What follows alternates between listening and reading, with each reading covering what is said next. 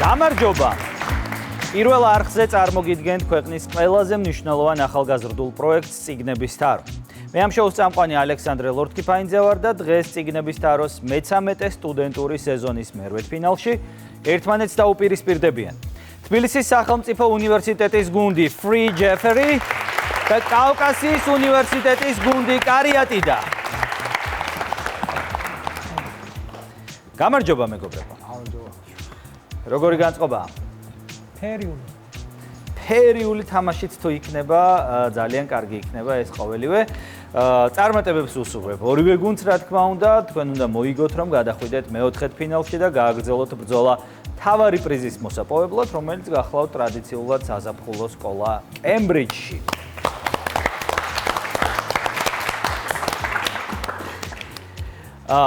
მოდი ვნახოთ ვინ არიან ის მოთამაშეები, ვინც იბრძვიან კემბრიჯისთვის და შესაბამისად ვუყუროთ ძალიან საინტერესო ვიდეო რგოლებს ამ გუნდების მონაწილეობით. მოდი გავიცნოთ Free Jeffery.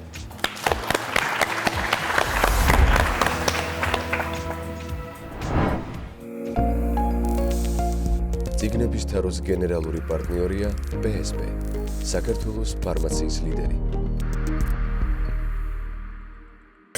წიგნების თაროს გენერალური სპონსორია წყალი მთის. იცხოვრეს რო ყოფილა.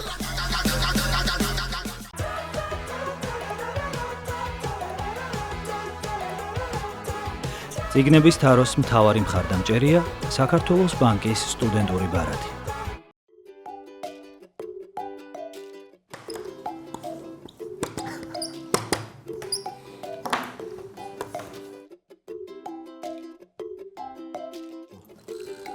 შუახნის კრიზისი დიდ ახსნა არ ჭირდება და გადავიდეთ პირაკი.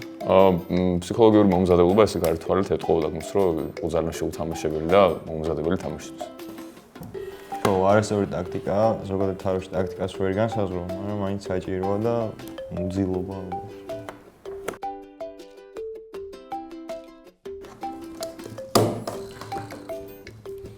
მე დავიწყებ. როგორც LeBron James-ის ორი უკვდავი ფანი არის ამ გუნდში და წაგება. LeBron ბევრ ფინალს კი აგებს, მაგრამ ამ ადამიანებმა არ წააგეს და თავის პირველივე ფინალი მოიგეს და ასახელეს თავის კუმირი ნიკა დევდარიანს მოკითხვა აქედანვე.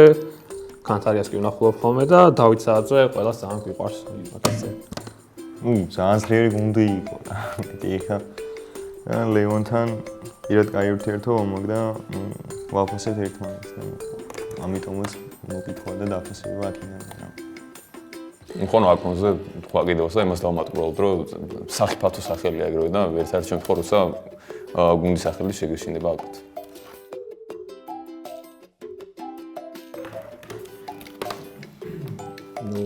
არსამას არ ჭირდება დიდად ახსნა, მაგრამ აი ამ ბიჭს აი სულ ახახანს გავუსწარი, აი ყველგან კითხულობს ეს ბიჭი მეტროში, ჭამისას, აი მოგზაურობისას, წიგს ვერ აგდებს ხელიდან და ესე შევამჩნია ზოგადად ეს ბიჭი, რომ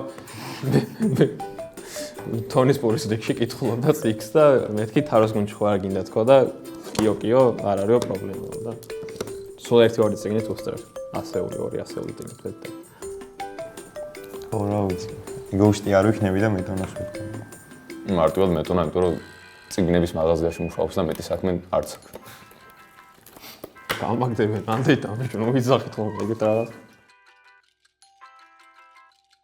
გუკა აბრამშვილი მეწარია, იმიტომ რომ ბოლო 3-4 სეზონში საბა გელაშვილის შემდეგ არის საბა არ მეხსენეოდა რა გამოვიდა და მიყვარხარ საბა. საუკეთესო მოთამაშე ჩემი აზრით საბასთან ერთად და დიდი სიამოვნებით ვითამაშებდი მასთან, მაგრამ არ გამოვა სამწუხაროდ. გიორგი ხაინდრავა, იმიტომ რომ არ ჭირდება, კარგი მოთამაშეა ძალიან, თან ჩვენი თაობის წარმომადგენელია, სასკოლო ერთად ვითამაშდა რაღაც და კარგი ბიჭია. ნიკო ხუბუკელაშვილი, იმიტომ რომ გუნდის ქიმია, ან გუნდში კარგად ჩაჯობდა სისტემაში და თან ქართულ რაუნდებს სამშობლოს განსაკუთრებით კარგად და ჩემი აზრით საერთოდ ყველა ქართულ რაუნდს ავიღებდით ჩვენს გუნდში რო იყოს. აპლოდისმენტები თბილისის სახელმწიფო უნივერსიტეტს და გუნდს Free Jeffery. და მოდით ახლა ვუყუროთ ვიდეო რგოლს კარიატიდას მონაწილეობით.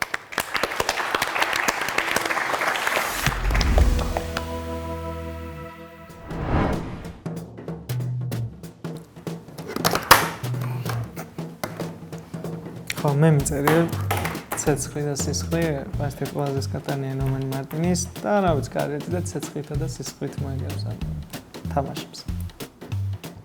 ხო, ჩვენ რა უნდა ვთქვათ ჩვენ თავზე მაყურებელი თვითონ ნახავს როგორ განსხვავებულებით თამაშებში. და ნამდვილად დაბრუნდა მეფე ამ სეზონს და ამიტომ ეკავწერდი.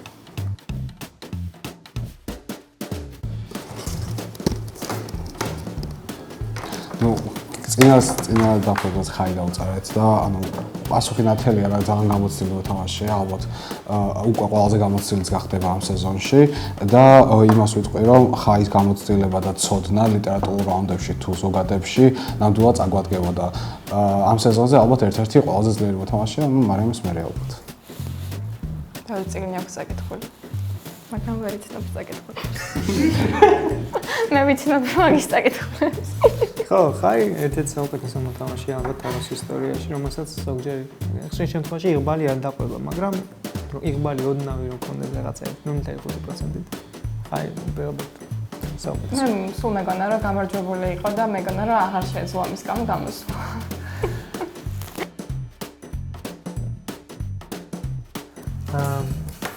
მე ალბათ მადრიდში, იმიტომ რომ ეს ძალიან მომწონს ესპანური კულტურა და თან საკმაოდ ისტორიული ადგილია, კარგი ლიტერატურაც აქვს და ესთეტიკა მომწონს ძალიან, არქიტექტურა მით უმეტეს და თან მადრიდს რეალის გულშემატკივარი ვარ. მე ამჟამად ვსწავლობ ფრანგულ ენას და ძალიან გამიხარდებოდა ფრანგულენოვან გარემოში მოხვედრა და ნებისმიერ ქალაქში წავიდოდი საფრანგეთში. მე კიდე იაპონური კულტურა მომწონს ძალიან ძველისა და ახლის შერწყმა, ანუ სამურაების ეპოქაც თუნდაც და ეხლა თანამედროვე იაპონიაც და ამიტომ ტოკიოში წასვლა ძალიან მინდა და კემბრიჯში რო არა ტოკიოში დიდი სიამოვნებით წავიდოდი. დიდი ამოხსნებით მე ისე, იმიტომ რომ მართლა მავიწყება რომ უფრო მეტად მერევა ერთმანეთში და ხშირად მინდა ხოლმე გახსენება. იმიტომ რომ როცა ინფორმაციული ნაკადი დიდია, ერთ წრეში ვითარდება და ზოგადად ძალიან ირევა ეს პრობლემა. ანუ მე დავწერე ავტორების წარმომავლობა რაღაცები ვიცი, მაგრამ მე ზოგადად ავტორის სახელს და გვარს ვერ ვიხსენებ ხოლმე. და მარიამი კიდე ყველაფერს, ანუ მარიამს ყველაფერი ახსოვს და თუ რამე ისწავლა, მაგის დავიწყება ცოტა რთულია მისთვის და ნიკას ხო მარიამს დავეთანხმები და თვითონ ნიკასაც რომ ხანდახან ერევა ხოლმე ანუ დავიწყებაზე მეტად უფრო ერევა ერთმანეთში რაღაცა ფაქტორები. ნიკა მოსწავლობს და მე უფრო კარგად ვიცი.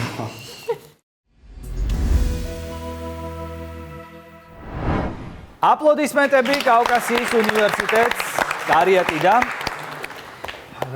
მეგობრებო, სანამ თამაშს დავიწყებდეთ, გეტყვით, რომ წიგნების თაროს გენერალური პარტნიორია PSP, საქართველოს ფარმაციის ლიდერი, წიგნების თაროს გენერალური სპონსორია წყალი მთის, იცხოვრე სრულყოფილად და რა თქმა უნდა, წიგნების თაროს მთავარი მხარდამჭერია საქართველოს ბანკის სტუდენტური ბარათი. დავიწყოთ თამაში. დავიწყოთ თამაში წიგნების თარო. პირველი რაუნდი. პერსონაჟი.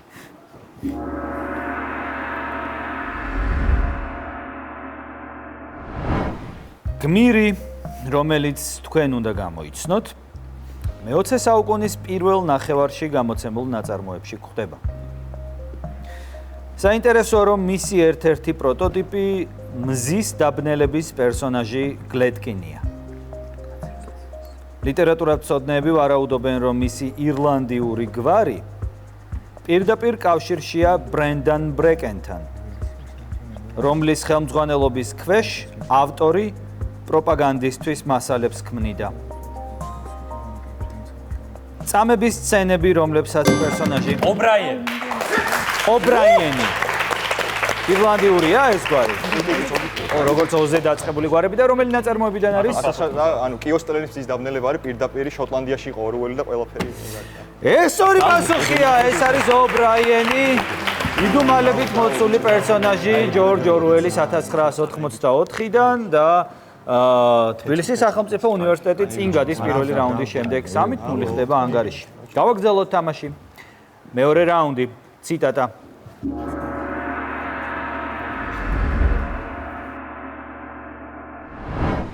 ვარიანტთა სივრცეში არსებობდა ვარიანტი ქალის ჩასვლა ინდოეთში, სადაც ის სიკვდილში ვარდება და მისი ცნობიერება უცაბედად ფართოვდება. ეს ვარიანტი მოხდა, განხორციელდა და თან ორ ადამიანთან. მართალია ერთთან რეალურ უხილავი თამაში. უხილავი თამაში. რაზე გესმო? ორ ადამიანთან განხორციელდა ეს ვარიანტი, ორ მწერალთან. ერთი მუსიკოსი იყო, ერთი მწერალი. ეს არის მარი ბექაურის უხილავი თამაში, ეს სწორი პასუხია ნამდვილად. ამჯერად კარიატიდან გამოიცნო შეკითხვა და სამი ქულაც ჩაიწერა აქტივში. 3-3 ხდება ანგარიში შედეგად მეორე რაუნდის შემდეგ. რა კარგად დავიწყეთ თამაში მართლა ფეერიულად. ნახოთ ასევე გაგრძელდება თუ არა. მესამე რაუნდი დოკუმენტური.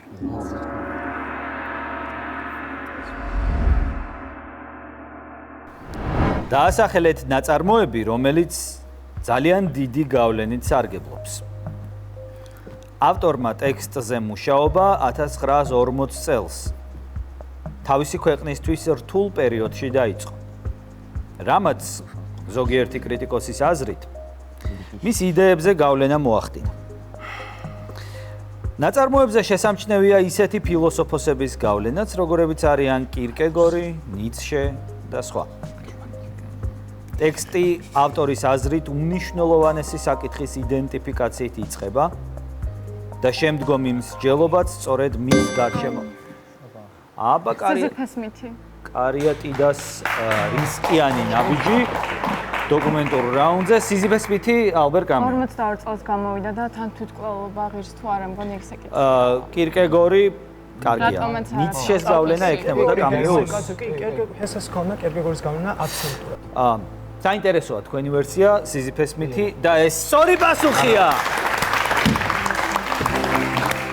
როგორ გარისკე მარიამ? ეს ამბავი. როგორ გარისკე? პერიოდი მახსოვდა ზუსტად და ფილოსოფოსების გავლენა თვითონ. მაგრამ ეს ის პერიოდია, როცა დუღს ევროპაში ფილოსოფია. ყველა ამ დროს წერს, ხო? ყოჩახ ნებისმიერ შემთხვევაში 6-3 ხდება ანგარიში წინ გადის კარიატიდან. მეოთხე რაუნდი. სხვადასხვა.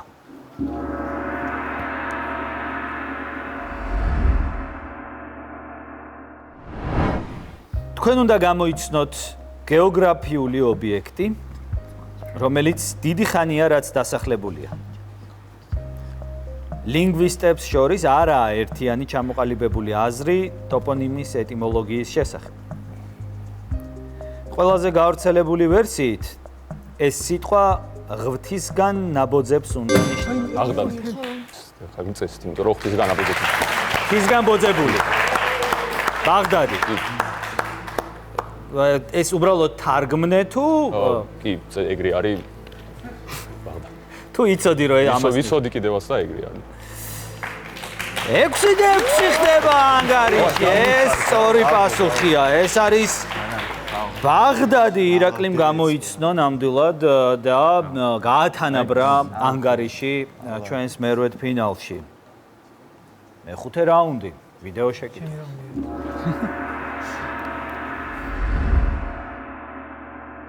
გამოიცანით ნაწარმოები, რომელიც მე-20 საუკუნის პირველ ნახევარში ალბერტ ენგსტრიომის ილუსტრაციებით გამოიცა. კრიტიკოსებმა წიგნი დადებითად შეაფასეს და ავტორის სხვა თხზულებებს გაუტოლეს. თავად მწერალმა კი რომანს შვედური მეფე ლირი უწოდა. წიგნი არაერთხელ ადაპტირდა. აჭერს კარიატი და პორტუგალიის იმპერატორი. პორტუგალიის იმპერატორი. ეს ასეთი სტრატეგია გაქვს აღებული, მარიამ, რომ ფარიდან ფარზე რაც იქნება. ორი ძალიან ბეწვის 2-3 წინადადებაში, ხო? შვედური მეფე ლირი. ერთად შემა. ეს სწორი პასუხია. სელმა ლაგერლოფის ამ წიგნს ქვია პორტუგალიის იმპერატორი.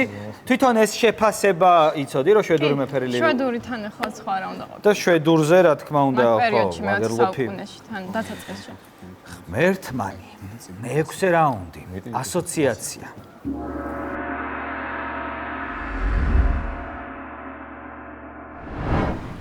ჩხუბი.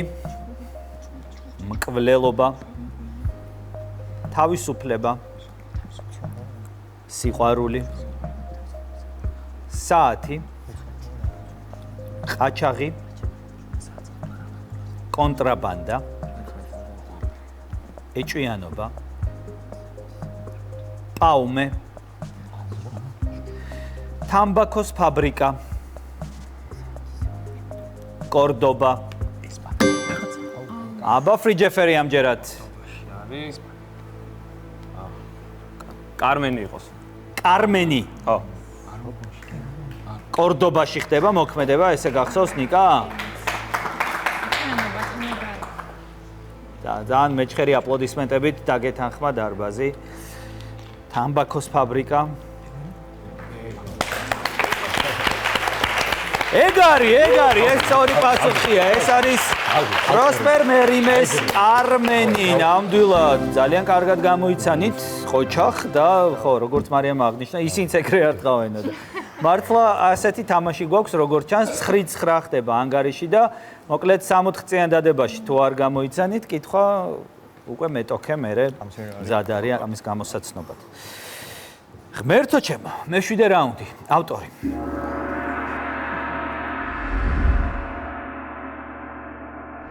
გამოსაცნობი ავტორი მე-19 საუკუნეში მოღვაწეობდა. მისი წინაპრები იმ პირველ მოსახლეთა შორის იყვნენ, ვინც ინგლისიდან ამერიკაში ჩავიდა. აღსანიშნავია, რომ წერლის წინაპართა შორის სეილემის პროცესის ნათანიელ ჰოთორნი.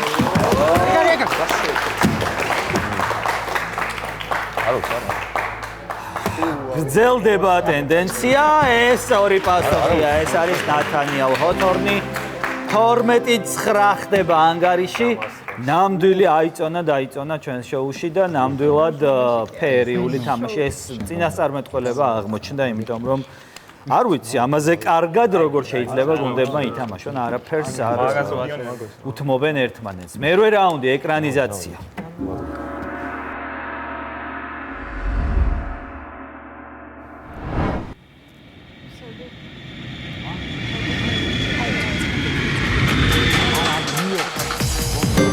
აჭერს კარიატი და ხან მეორე წინადადებაზე, ხან მეორე კადრზე. ეს არის ირვინ უელშის ძალიან ცნობილი ნაწარმოები Trainspotting, რომელიც ქართულად ითარგმნა როგორც ჭხერკეთელაობა და ოღონდ დაირღვა ამ შემთხვევაში წესრიგი ჩვენ შოუში და უკვე 6 ქულით გავიდა წინ კარიატი და 15-9 ხდება ანგარიში. ისევ დასწრებას ჰქონდა ადგილი, თორემ მიხვდა ფრიჯეფერიც ამ შემთხვევაში, რომელი ნაწარმოების ეკრანიზაციას უყურებთ. მე-9 რაუნდი, ნაწარმოები.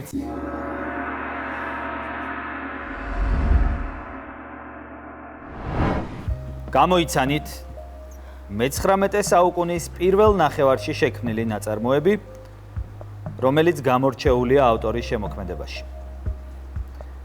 საინტერესოა, რომ ტექსტის შექმნა ავტორს თანამემამულე პოეტის მონათხრობმა შთააგონა.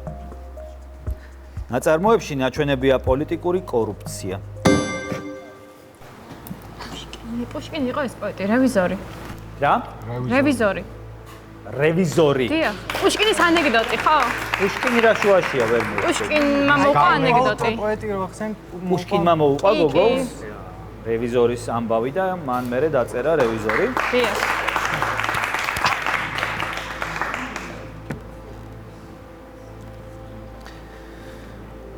ვაი დედა. ეგა. რამე მირჩეთ როგორ გავახანგრძლივო გადაცემა. არო. რო დაახლოებით იმის 18-9 ხდება ანგარიში, 18-9, ეს ორი პასუხია. ესე იგი. პირველი ეტაპი გავიარეთ. 9-ვე შეკითხვა 3-3 ქულაზე გამოიცნეს გუნდებმა. თანაც ისე გამოიცნეს, რომ, რა ვიცი, ბრწყინვალეთ, ორივე გუნდი ბრწყინვალეთ თამაშობს, მიუხედავად იმისა, რომ 9 ქულაა სხვაობა მათ შორის და ახლა აბა ვნახოთ ერთი საქართველოს შესახებაც ასეთი სრულყოფილი ცოდნა თუ გაქვთ. წიგნების თაროს გენერალური პარტნიორია PSP, საქართველოს ფარმაციის ლიდერი. წიგნების თაროს გენერალური სპონსორია წყალი მთის.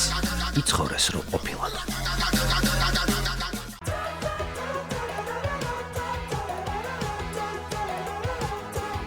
წიგნების თაროს მთავარი მხარდამჭერია საქართველოს ბანკის სტუდენტური ბარათი.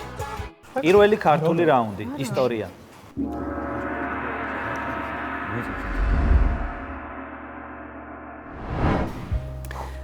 გამოსაცნობი მოვლენა რამდენიმე საუკუნის წინ მოხდა. მის წინაპირობად დასავლეთ საქართველოს ძალზე დასუსტება, დააყოფა და მომხდურთა მოძლიერება იქცა. ტახტზე ასულმა მონარქმა მიზნად სამეფოს გაერთიანება, მანკიერი პოლიტიკის აკრძალვა და მტრის განდევნა დაისახა. ხრესილის ბრძოლა ახლა შეიძლება. რომელიღაც კითხვა მაინც ხო უნდა ჩავარდნილიყო ამდენიდან, მაგრამ ჯერ არ დამდგარა. ჯერ არ არის ამის დრო ჩვენ შოუში, როგორც ჩანს.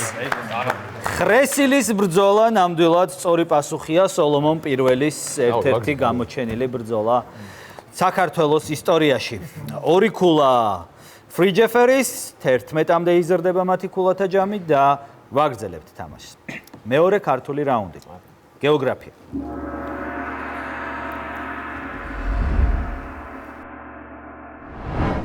გამოიცანით გეოგრაფიული ობიექტი, რომელიც აღმოსავლეთ საქართველოში მდებარეობს.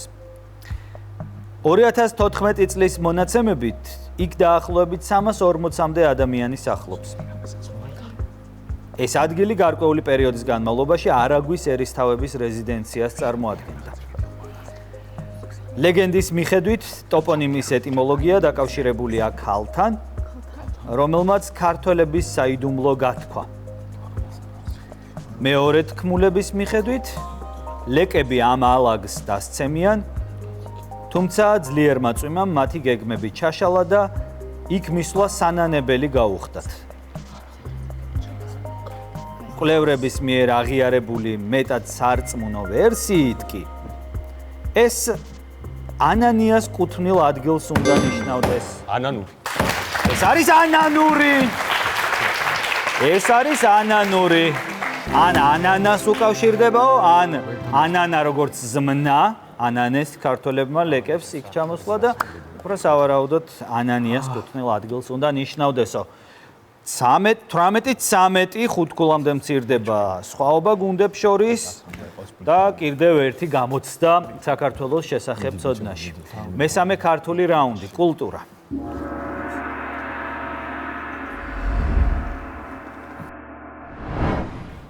გამოიცანით ის, რასაც ძირითადად ზაფხულში ამზადებენ.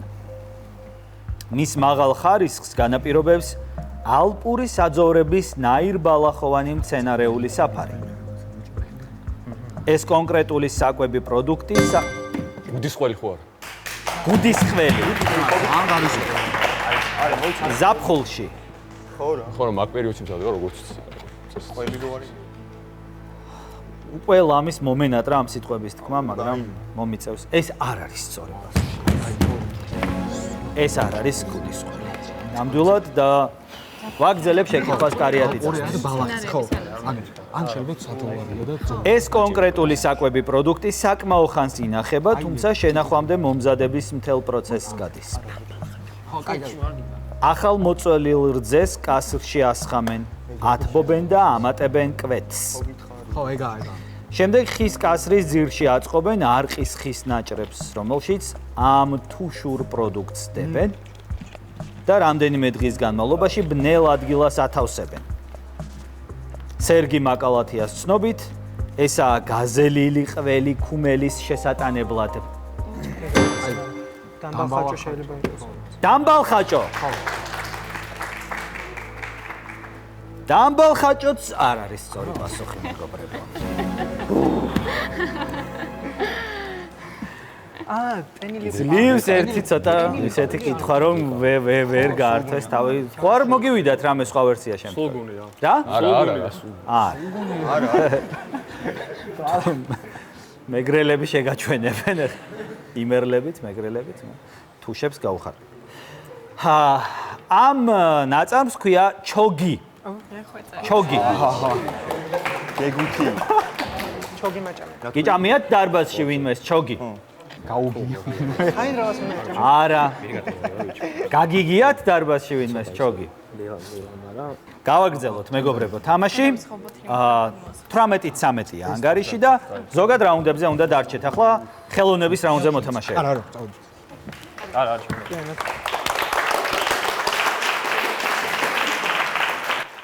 ნიკა, მარიამ, პირველი ზოგადი რაუნდი. ხელოვნება.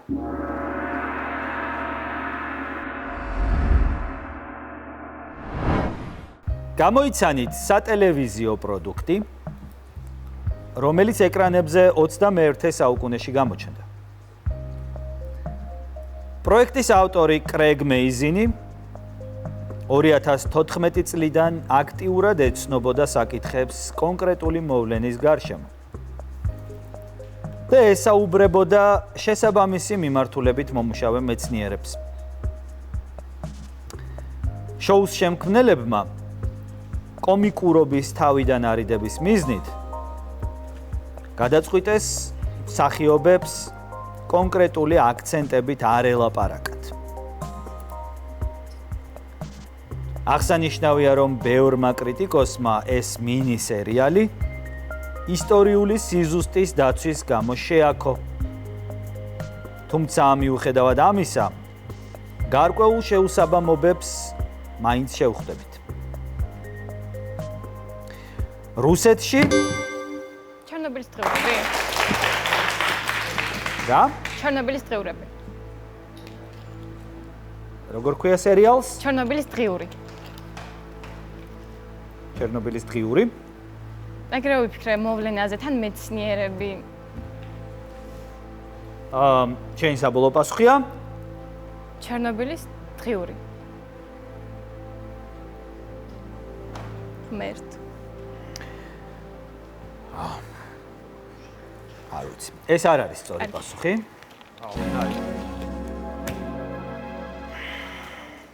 ქონდა ვერსია და. აი, გავაგზავნე. ვაგრძელებ ნიკასთვის. რუსეთში ცხადია ეს მწარე სიმართლე არ მოეწონათ და გადაწყვიტეს თავისი პერსპექტივით მოეყოლათ თუ რა მოხდა გასული საუკუნის 80-იან წლებში. იმიტომ აჭარო ქონდა უბრალოდ ვერსია ჩერნობილი. ჩერნობილის სწორი პასუხია ასე ქვია ამ სერიალს და არა ჩერნობილის დღიური, ეს ორიკულა ფრიჯეფერის აქტივში. ანგარიში არის 18-15 და მეცნიერების რაუნდზე მოთამაშეებს უხმეთ.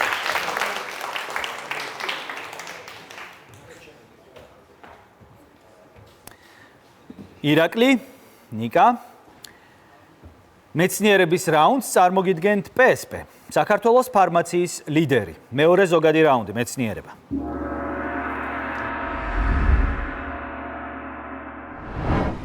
გამოიცანით ის, რაც კანადელი მეცნიერის გვარს ატარებს. ესა 14 კარატიანი ოქროსგან დამზადებული დაახლოებით 64 მმ დიამეტრის მქონე ნივთი, რომელიც 1950 წლიდან 4 წელიწადში ერთხელ გაიცემა. ამ ჯილდოს მიღების ერთ-ერთი აუ არა. მეცნიერებაში ვართ ირაკლი. არ არის ეს სწორი. ამერიაში.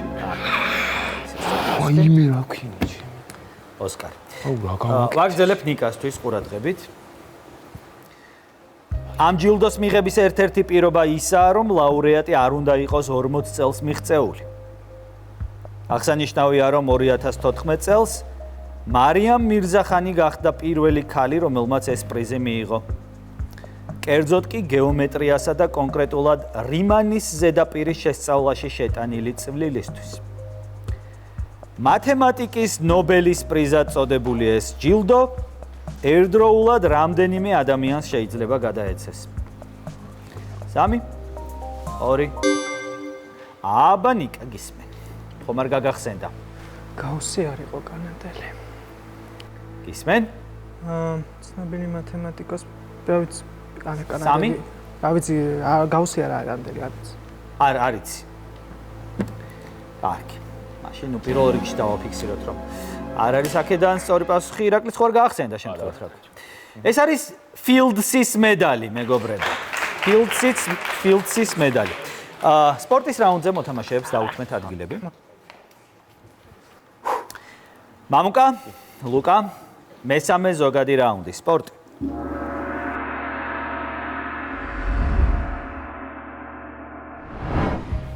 გამოიცანით სპორტსმენი, რომელიც 10 წლისა ქვეყნის დონეზე ასაკობრივი კატეგორიის რეკორდსმენი იყო. სპორტის კონკრეტული სახეობით დაინტერესებაში დიდი წვლილი დედამისმა შეიტანა.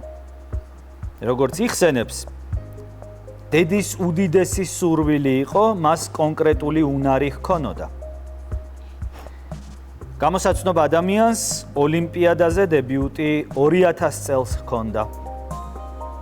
4 წლის შემდეგ კი ათენში 6 ოქროს მედალი მოიპოვა. ფელპსი იყოს. ფელპსი. 6 ოქროს მედალი ბევრია ხოისთვის.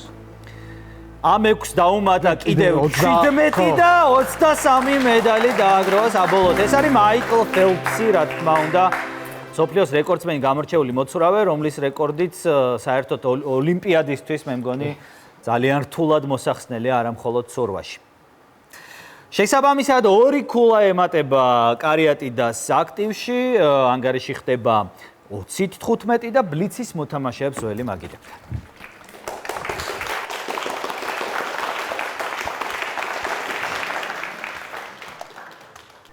ნიკა და მარიამი ითამაშებენ ბლიცს. მოემზადეთ, მეგობრებო.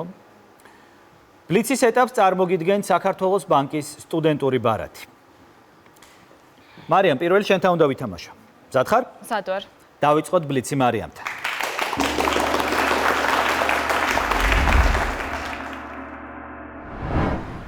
დავიწყოთ. ვინ დაწერა წვდიადის მარცხენა ხელი? ლეგუინი. სწორია მარტითა, რომელი გვარი მართავს რკინის კუნძულებს? სტარკები. გრეიჯოი, დარაჯებში რა არის დოქტორი მანჰეტენის ნამდვილი სახელი? ჯონ ოსტერმანი. სწორია, რა გვარია ჭაბო ამირიჯების პერსონაჟი ბეჩუნი? პერტია. სწორია, პოტრიადაში რის შეღუცაა ლუმოს? ანთების. სწორია, სადორი მწერალია ქეით ატკინსონი? ინგლისელი. სწორია, მარკუს ზაკის ძიკნის? ქურდი. სწორია, რომელი წიგნის პერსონაჟია მემენტო მორი? ამრომაში ყველა კვდება. სწორია, ილიადაში ვინ მოკლავს ჰექტორს? აქილევსი. სწორია, მიჩელთა რამდენი ქმარი ყავდა სკარლეტ ოჰარას? 3. სწორია, ვის წიგნია სიბრმავე? სარამაგუს. სწორია, დუმბაძის რომელ მოთხრობაში გვხვდება ვენეციის გზატკეცილი? შემდეგი. ჰელადო, სადორი მწერალია პატრიკ ზუსკინდი? გერმანელი. სწორია, შეესპირთა რა ქვია პროსპეროს ქალიშვილს? მირანდა. სწორია, ბიბლიის მიხედვით რად გადაიქცა ლოტის ცოლი? სვეტა ატყინულის. მარილის, რომელ მწერალთან ხვდებით უმპალუმპებს? სვიფტ დროალდალი. სწორია, რანსმაირთან რომელ პოეტს ეძებს კოტა? ოვიდიუსი. სწორია, რეინბოუ როველთან რა ქვია ელინორის შეყვარებულს? პარკი. სწორია, ვის პერსონაჟია შედოუ? გეიმანი. სწორია, რომელ საუკუნეში გამოიცა ქარიშხლების სეზონი? 21. სწორია, დრო ამოიწურა. მარიამმა დააგროვა 17 სწორი პასუხი, აპლოდისმენტები მარიამს. მე კი ვინოცვლებ ნიკასთან, რომელიც ასევე ითამაშებს ახლა ბლიცს. მზად ხარ ნიკა? დავიწყოთ ბლიცი ნიკასთან.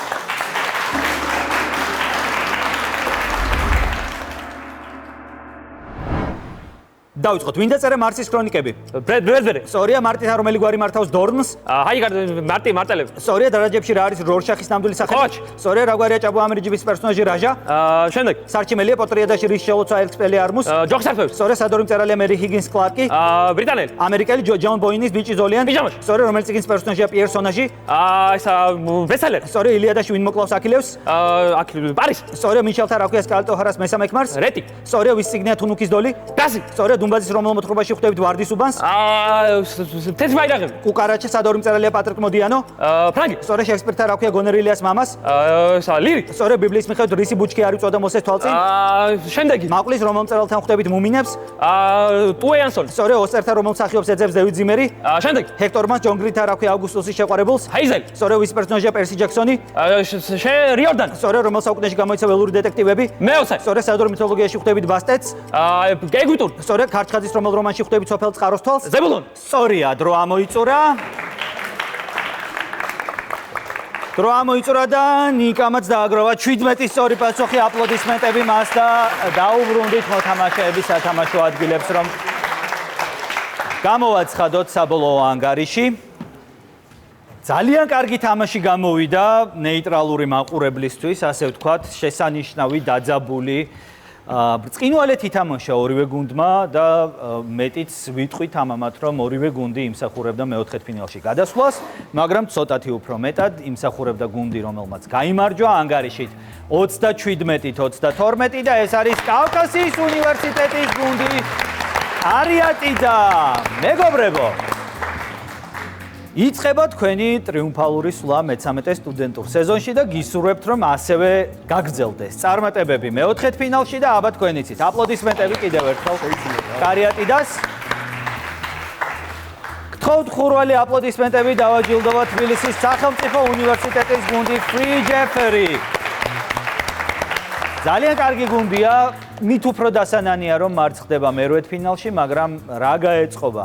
სამწუხაროა, რომ გვიწევს დაგემშვიდობოთ მე-13 სტუდენტურ სეზონში. აპლოდისმენტები კიდევ ერთხელ Free Jeffery-ს. თქვენც უნდა დაგემშვიდობოთ ძვირფასო ტელემაყურებლებო. ერთმანეთს შევხვდებით, რა თქმა უნდა, წიგნების თაროში. უყურეთ ჩვენს შოუს და უგულშემატკივრეთ გუნდებს საქართველოს ყველაზე მნიშვნელოვან ახალგაზრდულ პროექტში. კარგად ბრძანდებოდეთ.